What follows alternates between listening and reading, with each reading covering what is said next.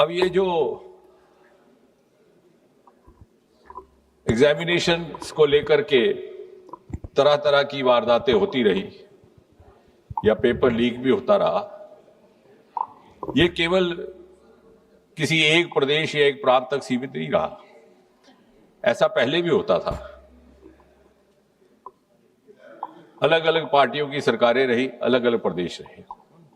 सूची लंबी है, लेकिन केवल याददाश्त ताज़ा करवाने के लिए कुछ एक ऐसे वारदात जो बहुत ज्यादा समाचार सुर्खियों में रहे।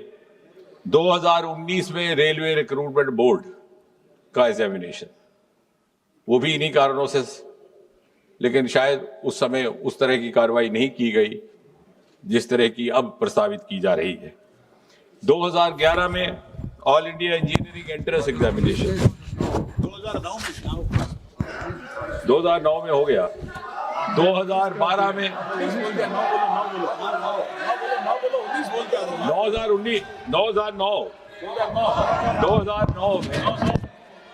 2009 में रेलवे रिक्रूटमेंट बोर्ड, 2011 में वेणुगोपाल जी, by changing figures or digits, you cannot change the record.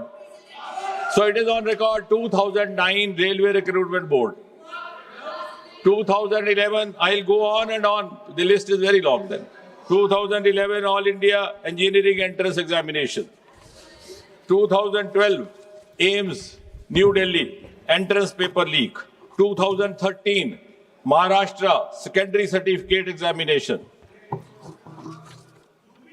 So, if I go on and on, then I will not be able to talk about the bill as such. But the list is okay.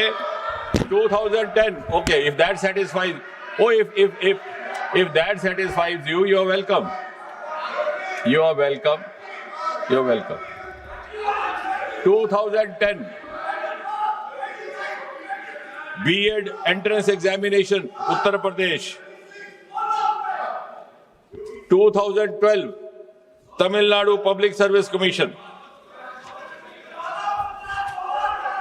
I can go on till you are satiated. 2009 West Bengal Joint Entrance Exam. So therefore, it was realized by this government that we need to have an exclusive legislation. उसी पर आ रहे हैं। I am following a chronology.